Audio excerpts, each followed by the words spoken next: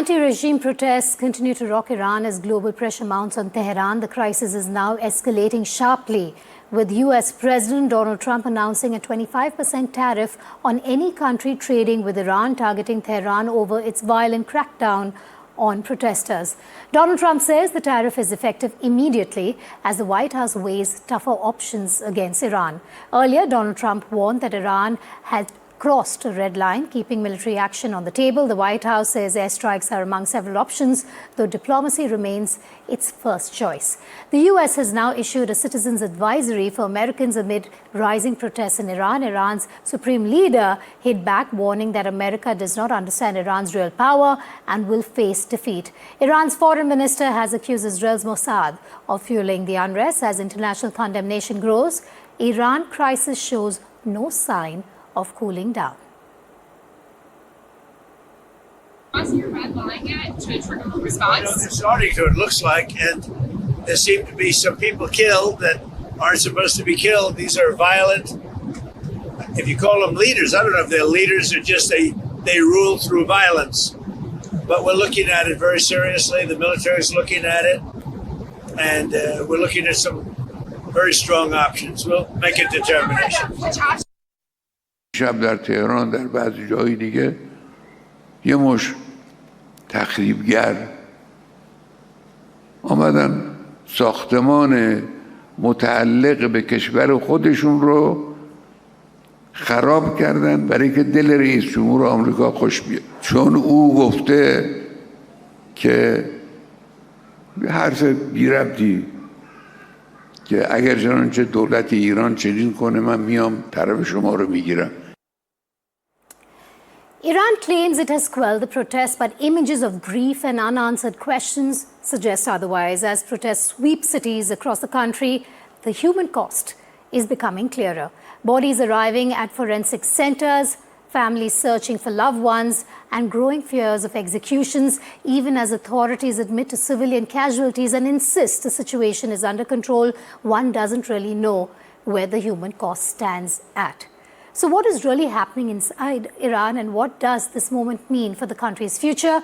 Joining us now is Firouzeh Mahmoudi, founder and president of United for Iran, one of the most respected and effective Iranian human rights advocacy organizations in the world. Firouzeh, thank you for being with us here on Breaking Ground.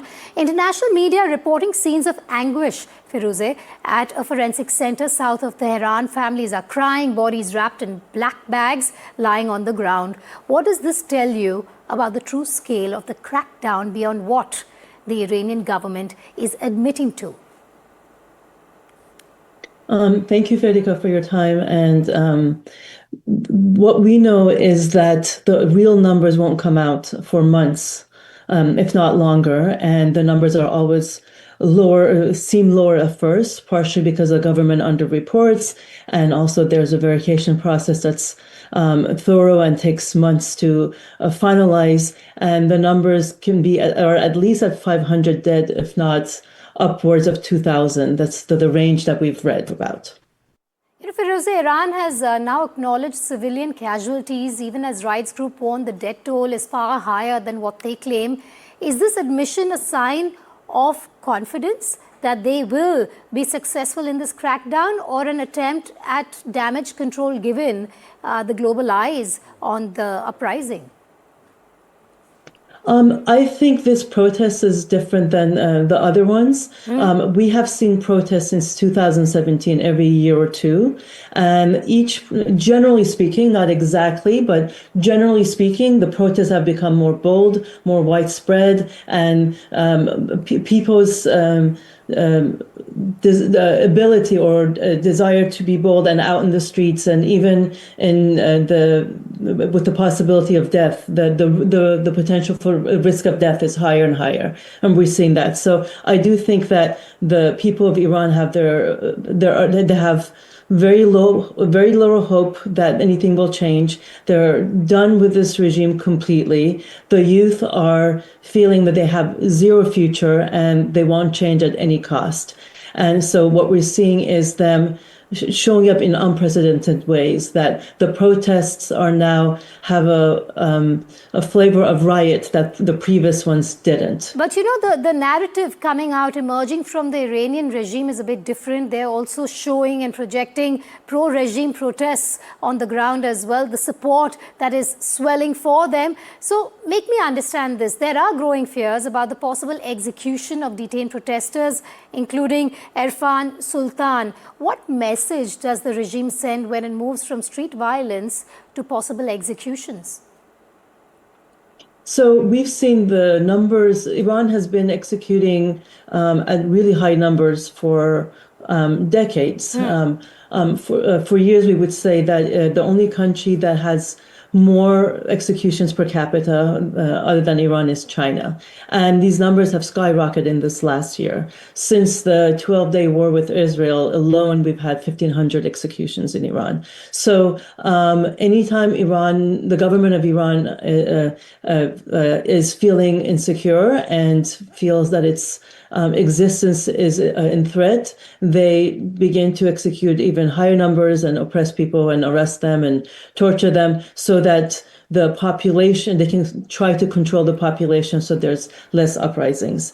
And that's a very predicted pattern that we've had over the years. And I'm sure, hopefully not, but if the situation continues, we probably will see more of the same. Firouzeh, Iranian authorities say the protests have been quelled. From what United for Iran is seeing, is the movement actually, being suppressed?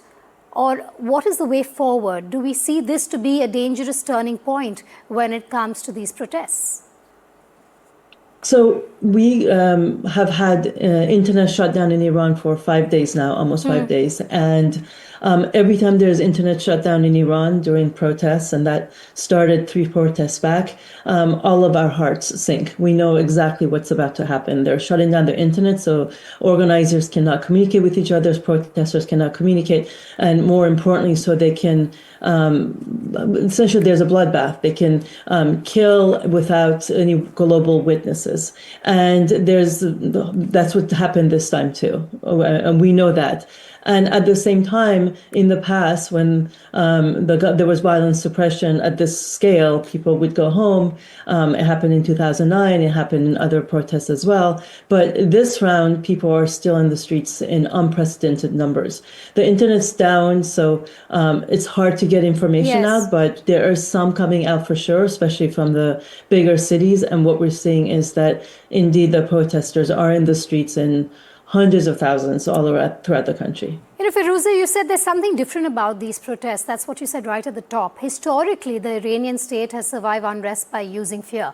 Is there something fundamentally different about this moment compared to past protest movements, and why?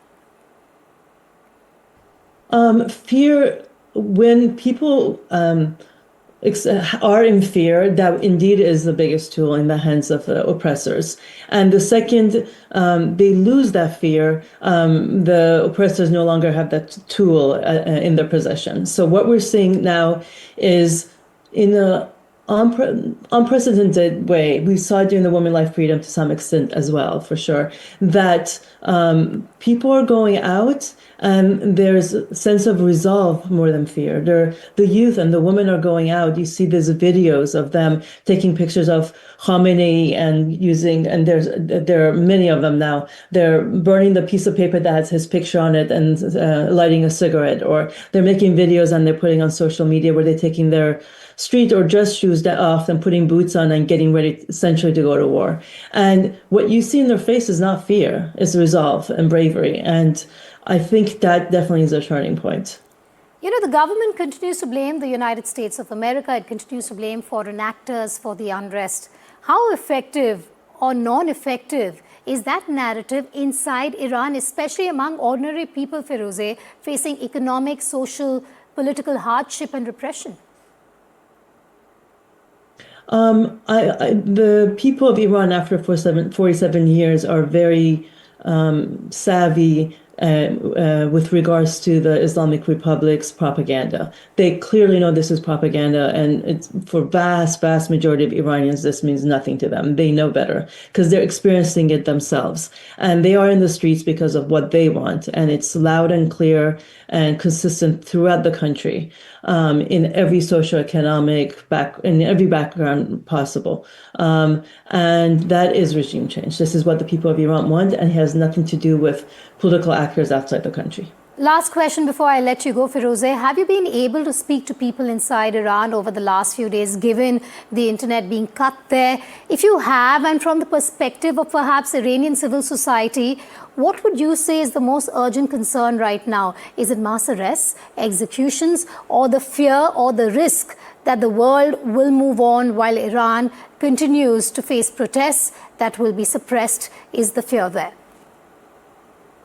We haven't been able to directly talk to people since the internet shut down, but some information is coming out for sure, and we're reading those. And I think all of what you said. I think people are worried about bloodshed. They're worried about executions. They're worried about their loved ones, and this is a defining moment for the country, and they are putting their lives on the line across the board. So making sure that they win this time, I think, is on their mind. And I think the internet shut down to the extent that may weaken the ability of those outside to see it and then communicate, I think, is on their mind as well.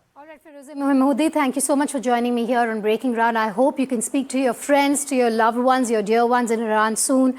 We'll keep connecting with you for more perspective on our top international story.